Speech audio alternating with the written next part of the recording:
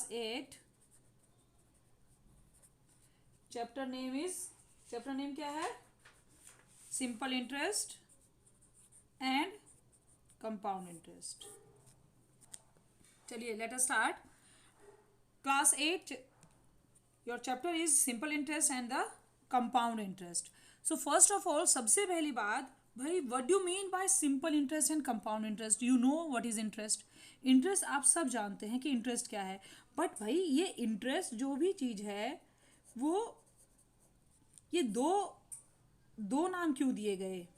One is your simple interest and another one is your compound interest. These both are the interest. दोनों interest हैं, मगर ये दोनों interest की दो टाइप हैं, simple interest and compound interest. Now simple interest क्या है?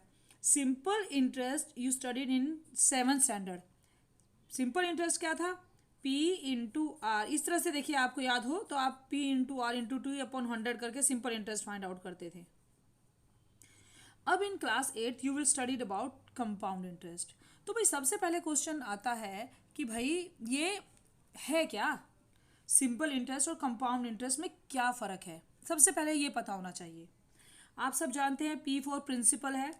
Principal means sum of money, ठीक है? Principal means sum of money, वो मनी जिस मनी के जो मनी बेस बनेगी, जिस बेस के अकॉर्डिंग आप उस पर अप्लाइड करोगे इंटरेस्ट। देखो इंटरेस्ट हम क्या होता है कि हम किसी भी मनी पर, अगर कोई भी मनी किसी को ली जाती है या दी जाती है तो उस पर इंटरेस्ट अप्लाइड होता है। जैसे कि एग्जांपल के लिए बैंक में हम मनी को या तो सबमिट करते हैं। अगर हम बैंक में सबमिट कर रहे हैं मनी, तो बैंक हमें इंटरेस्ट देगा। भाई हमारा बैंक पैसा रख रहा है, पैसा हमारा बैंक ना हमारे पैसे को यूज़ कर रहा है। मैंने मान लीजिए अपने अकाउंट में पैसे डाल दिए, 1,00,000 रुपीज़ डाल दिए और वो बैंक में पड़े हैं, तो बैंक ये थोड़ा ना रखेगा लॉकर में, वो उसे इन्वेस्ट करेगा, उससे पैसे अर्न करेगा। तो अगर बैंक मेरे पैसे यूज़ करेगा तो बैंक को उसका रेंट देना पड़ेगा। तो एज अ रेंट वो हमें क्या देता है?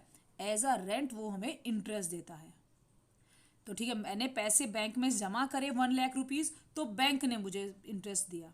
बट अगर बैंक से मैं पैसे लेती हूँ, कई बार ऐसा भी तो होता है हम लोन ले लेते हैं, हम कहते हैं बैंक से पैसे ले लेते हैं, तो बैंक जब हमें पैसे देगा, हमें लोन देगा, तो वो हमें क्या करेगा? वो हमें हमसे इंटरेस्ट लेगा। भाई अब वो भी उसका पैसा भी तो हम यूज़ कर रहे हैं।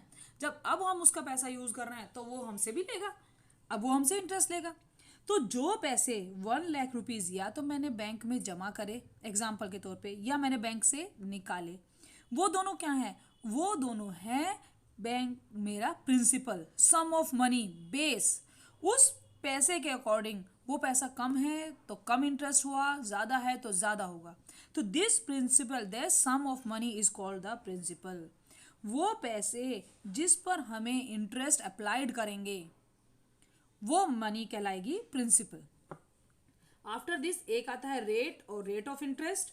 जब भी हम किसी से पैसे का लेन देन करते हैं या बैंक में पैसे सबमिट जमा कराते हैं या निकालते हैं, लोन लेते हैं, तो ये चीज़ पहले से ही फिक्स होती है कि भाई हमें बैंक किस रेट ऑफ इंटरेस्ट से पैसे देगा।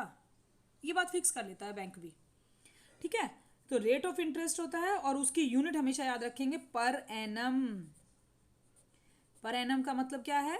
पर एनम मतलब पर ईयर, हर साल के लिए फिक्स है, इतना ही होगा। अब नेक्स्ट चीज आती है टाइम। भाई जब हम किसी से पैसे ले रहे हैं, या देखिए आप अगर अपने घर पर भी क्या यूज़ करते हैं कि अगर हम किसी से पैसे ले रहे हैं तो सबसे पहले ना आप ही कहते हो कब दोगे। अगर आपका फ्रेंड भी आपसे बोलता है कि आज मुझे कॉपी दे दो, तो अपने फ्रेंड से बोलते हो कब दोगे? भाई अभी दे दोगे, कल दोगे, घर लेकर पूछते हो ना। तो हमेशा जब भी हम प्रिंसिपल मतलब पैसे लिए जाते हैं, लोन लें या फिर हम बैंक में जमा कराएं, तो वो पूछता है कितने टाइम के लिए। तो टाइम लिमिट को हम डिनोट करते हैं टाइम से, वो बहुत इंपॉर्टेंट है। रेट और time is very important thing. तो इसके अकॉर्डिंग हम निकाल लेते थे प्रिंसिपल इंटरेस्ट, सिंपल इंटरेस्ट। और सिंपल इंटरेस्ट निकालने का एक तरीका और था कि हम अमाउंट में से प्रिंसिपल को माइनस करते थे। ये सिंपल इंटरेस्ट का नहीं, ये इंटरेस्ट का ही यूज़ है। तो यहाँ पर एक चीज़ और आई है, एक नई टर्म आई है, अमाउंट। भाई सॉरी, ठीक है, हमारी एक नई चीज आ गई है, अमाउंट आ गई है कि अमाउंट क्या है, अमाउंट इज डोनेटेड बाय ए। अब अमाउंट क्या है इसके सोच सुनिए भाई, हमने 1 लाख रुपए बैंक में जमा कराए, ठीक है, मैंने, चलो 1 लाख ज़्यादा हो गए, मैं कहती हूँ 1000 सबमिट कराए, ठीक है, 1000 मैंने सबमिट कराए। बैंक ने कहा कि मैं 10% पर एनम के हिसाब से आपको इंटरेस्ट दूंगा, ठीक है, प्रिंसिपल ये हुआ, ये रेट हुआ। टाइम मैंने कहा 1 साल के लिए कर दीजिए। तो 1 साल बाद मुझे बैंक को पैसे वापस रिटर्न करने पड़ेंगे ना भाई, 1 साल के लिए लिए ना, तो मुझे पैसे रिटर्न करने पड़ेंगे। तो मैं क्या करूँगी, मैं 1 साल बाद, देखो अगर मैं किसी से पैसे लेती हूँ तो मैं 1 साल बाद मैं उसको पैसे, ये जो पैसे लिए हैं वो दूंगी, और साथ में उसे मैं इंटरेस्ट भी दूंगी, जिसे हम एज अ रेंट बोल सकते हैं। इन पैसों पर जो रेंट अप्लाइड हुआ हम उसे वो बोल सकते हैं। जिस तरह से देखिए कैसे, अगर हम किसी के घर में रहते हैं और वहाँ पर हम रेंट पर रह रहे हैं तो हर मंथ हमें उसे रेंट देना पड़ेगा, भाई हम उसका घर यूज़ कर रहे हैं तो उसे रेंट देंगे। तो अगर हम किसी के पैसे यूज़ कर रहे हैं तो उसका रेंट कहलाएगा इंटरेस्ट। अगर हम किसी से पैसे ले रहे हैं तो भाई जितने टाइम के लिए ले रहे हो मुझे उसका इंटरेस्ट चाहिए, भाई मेरे पैसे तो वापस चाहिए ही चाहिए, साथ में इंटरेस्ट भी चाहिए। तो ये तो हमारा हुआ प्रिंसिपल, जितने पैसे लिए हम बैंक से वो वापस करेंगे, साथ साथ हम उन्हें इंटरेस्ट भी देंगे। So that we call the amount. Amount में दो चीज़ें आ जाती हैं, क्या क्या आ जाता है, एक तो भाई जितने पैसे हमने लिए वो, और साथ में इंटरेस्ट भी प्लस होगा उसमें, समझ में आई ना। तो amount is equals to principal plus simple interest. अब बात आ गई है कि भाई देखो ये तो बेसिक था जो आप पढ़ चुके हैं कि भाई क्या सिंपल इंटरेस्ट है क्या अमाउंट है। Basic is the difference between the simple interest and the compound interest. भाई सिंपल इंटरेस्ट और कंपाउंड इंटरेस्ट में फ़र्क क्या है। सिंपल इंटरेस्ट देखिए क्या है कि सिंपल इंटरेस्ट में और कंपाउंड इंटरेस्ट में एक डिफरेंस ये आ जाता है कि सिंपल इंटरेस्ट में हमारी जो मनी है, सिंपल इंटरेस्ट में जो हमारी मनी है, सिंपल इंटरेस्ट में हमारा principal for the period of time क्या रहता है, सेम रहेगा। मतलब इस टाइम में वो बिल्कुल सेम रहने वाला है, कुछ नहीं बदलेगा उसका। पीरियड ऑफ टाइम में प्रिंसिपल सेम रहेगा। अगर हम 10 साल के लिए भी लेते हैं तो 10 साल के लिए भी अगर मैंने इतने पैसे लिए तो 10 ईयर बाद और 5% पर एनम पर लेती हूँ तो ये चीज़ें बिगड़ चेंज नहीं होगी। Principal remain same through the period of time, चाहे वो 1 साल हो, चाहे 2 साल हो, चाहे 10 साल हो। बट इन कंपाउंड इंटरेस्ट हमारा प्रिंसिपल कीप ऑन चेंजिंग।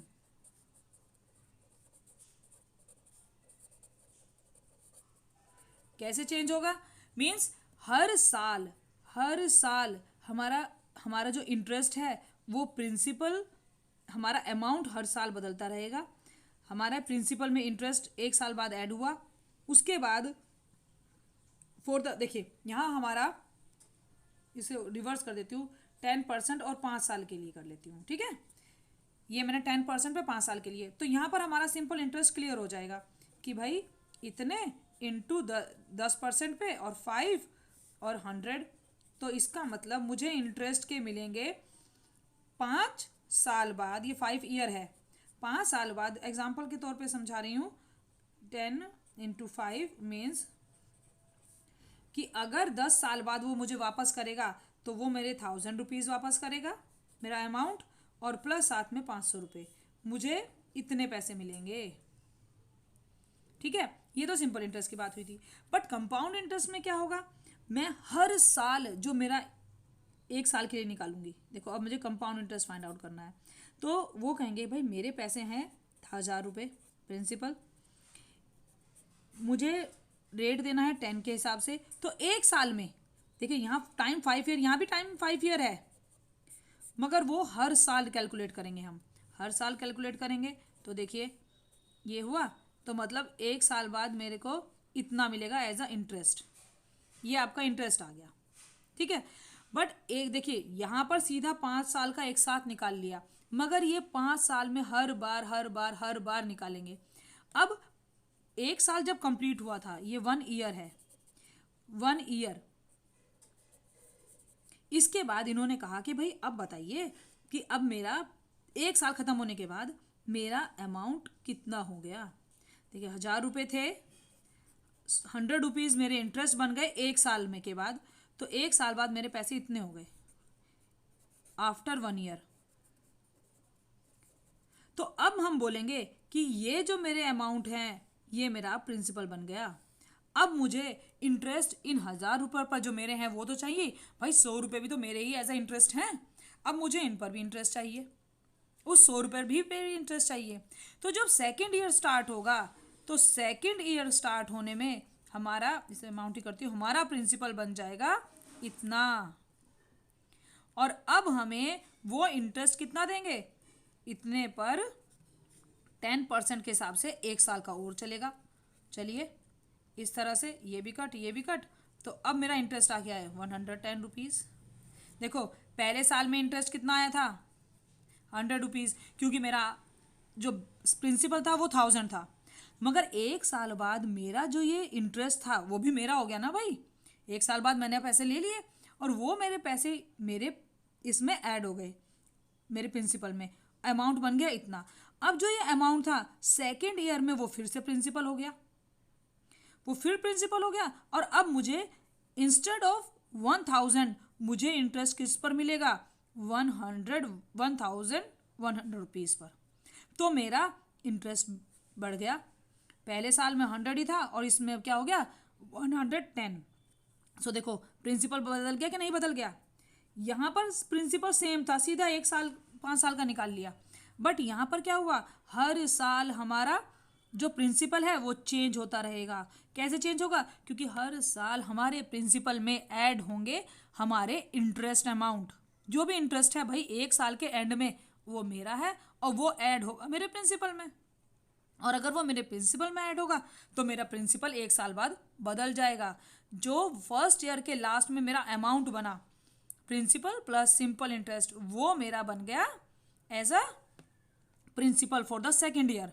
हर साल प्रिंसिपल चेंज होगा, कीप ऑन चेंजिंग बोला ना मैंने, हर साल चेंज होगा। क्यों होगा, क्योंकि उसमें मेरा इंटरेस्ट प्लस प्लस प्लस होता चला गया।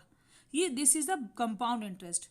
जो भी हमारे बैंक से हम लोन लेते हैं या बैंक में अगर हम सबमिट भी करते हैं एफडी वगैरह में, तो वहाँ पर हमें कंपाउंड इंटरेस्ट ही मिलता है। पर जो घरों में हम लेन देन करते हैं भाई छोटे छोटे अमाउंट का, वहाँ पर जैसे अननोन पर्सनस होते हैं वो सिंपली सिंपल इंटरेस्ट पर भी ले लेते हैं, दे देते हैं। मगर जो भी एजुकेटेड और बैंक से जो भी लेन देन होते हैं वो सब कंपाउंड इंटरेस्ट पर होते हैं। हर साल कीप ऑन चेंजिंग, हमारा जो इंटरेस्ट है वो हमारे प्रिंसिपल में ऐड होगा और हमारा प्रिंसिपल बढ़ता जाएगा। अगर हमारा प्रिंसिपल बढ़ गया, आप देखिए पहले साल में हमारा प्रिंसिपल कितना था 1000 रुपीज़ था, बट दूसरे साल मेरा प्रिंसिपल कितना हो गया 1100 हो गया। मेरा इंटरेस्ट पहले 100 रुपीज़ मिला पहले साल, पर दूसरे साल मुझे 100 मिल गया, इंटरेस्ट मिला 110। भाई जब मेरा प्रिंसिपल बदल के बढ़ गया तो मेरा इंटरेस्ट भी तो बढ़ेगा। So that is the compound interest, this is the basic difference. But आप लोगों को इस तरह से अगर 5 ईयर का है तो हर ईयर के लिए निकालने की नीड नहीं पड़ेगी। हमारे पास एक सिंपल सा फॉर्मूला है, हम उसे अप्लाई करेंगे फॉर द कंपाउंड इंटरेस्ट। ये तो था समझाना कि भाई कंपाउंड इंटरेस्ट है क्या। तो यहाँ पर हम एक फॉर्मूला है उसे यूज़ करेंगे, principal multiply 1 + r/100 power n। This is the formula for compound interest.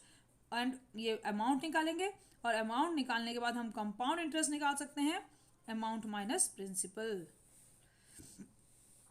ठीक है, यहाँ पर ध्यान से देखेंगे, यहाँ पर हमारा P क्या है, P इज प्रिंसिपल, R क्या है rate of interest, and N क्या है, this is number of year,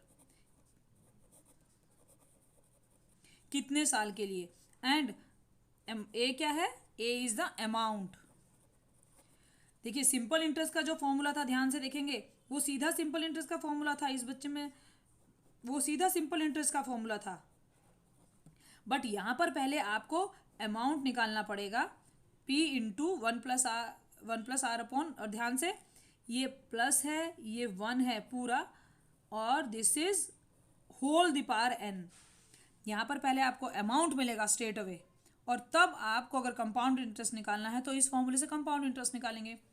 मगर सिंपल इंटरेस्ट में आप क्या करते थे, सबसे पहले सिंपल इंटरेस्ट निकालते थे और उसके बाद अमाउंट निकालते थे प्रिंसिपल प्लस सिंपल इंटरेस्ट करके। दोनों में थोड़ा सा डिफरेंस है। हम ये वाला फॉर्मूला यूज करेंगे और इसके थ्रू हमारे क्वेश्चंस काफ़ी इजी हो जाएंगे। तो चलिए क्वेश्चन करते हैं अपना पहला क्वेश्चन। रजत, इस क्वेश्चन को देखेंगे और हम इसमें कंपाउंड इंटरेस्ट के थ्रू निकालेंगे। Rajat deposit rupees 16,000 in his bank account. देखिए बैंक में अकाउंट में उसने जमा किए इतने 16,000।